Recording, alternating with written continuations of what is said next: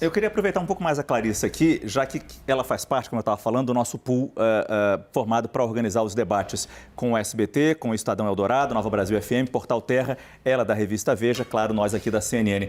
Como é que estão acontecendo essas reuniões? Não precisa dizer quem está dificultando as coisas, quem não quer, quem quer. Mas é isso que a gente quer saber, Márcio. Ou então fala quem está dificultando as coisas. Não, mas como é que estão acontecendo essas conversas com as campanhas? Isso é importante a gente saber, porque sempre se fala, são as campanhas que dificultam regras mais maleáveis do debate, para ter mais propostas, para ter mais confronto de ideias.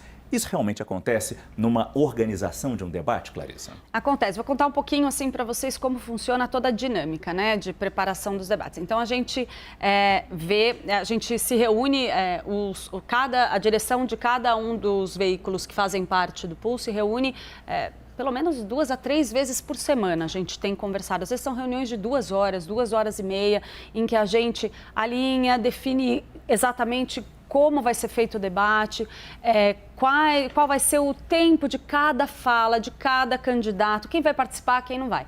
Em algumas dessas reuniões, a gente convida, então, os representantes das campanhas para participarem, onde a gente discute todas as regras dos debates. Então, tudo é negociado, tudo é combinado, isso é um processo longo, é um processo muito lento.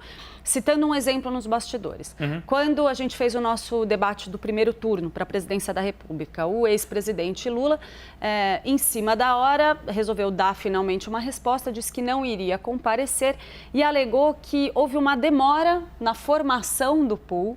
A CNN se juntou um pouco depois, a gente já estava em 4 veículos inicialmente, o Terra também se juntou depois, somos 6 veículos, portanto, como citados pelo Márcio.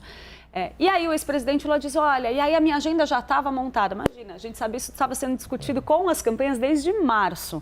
Então, é um processo longo, onde cada uma das campanhas vai representada por um assessor que define até assim, olha, eu quero saber quem são os jornalistas que vão fazer pergunta, eu quero saber quais são os temas, eu quero decidir se a pergunta do jornalista vai ser respondida por um candidato ou se vai ser respondida pelos 2 candidatos.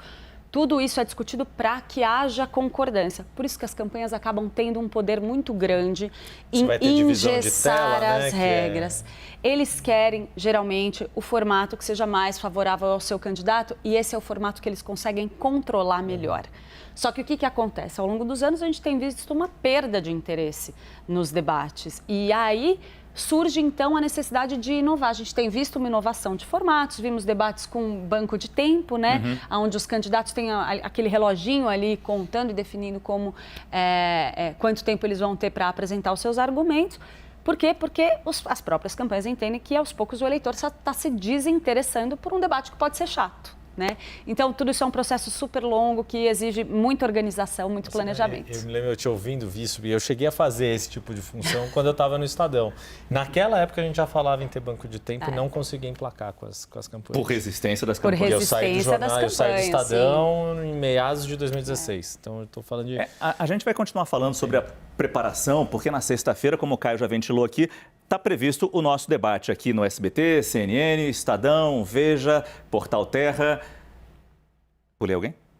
Nova Brasil FM. Nova Brasil FM, desculpa, eu tinha pulado essa. E aí a gente já sabe que Jair Bolsonaro confirmou presença, Lula disse que não iria, mas sempre existe uma possibilidade. E agora veio uma resposta oficial, na verdade, a gente recebeu agora formalmente a resposta da campanha do presidente Jair Bolsonaro de que ele não vai, do ex-presidente Lula, de que ele não vai participar. O nosso plano, portanto, é uma sabatina com o presidente Jair Bolsonaro, no mesmo formato que foi feito com Fernando Haddad na semana passada. Em função da ausência do Tarcísio Gomes de Freitas. Mas é claro, a gente ainda trabalha para tentar reverter isso, porque a gente entende que é fundamental que os candidatos aceitem dialogar e apresentar suas propostas para o eleitor. Então, a gente ainda tinha alguma esperança. Afinal, hoje é terça-feira, ainda temos quarta, quinta e a própria sexta. A resposta é na direção contrária. A gente não sabe as notícias que vão surgir nesses próximos 3 dias para forçar ou não uma ida desse candidato.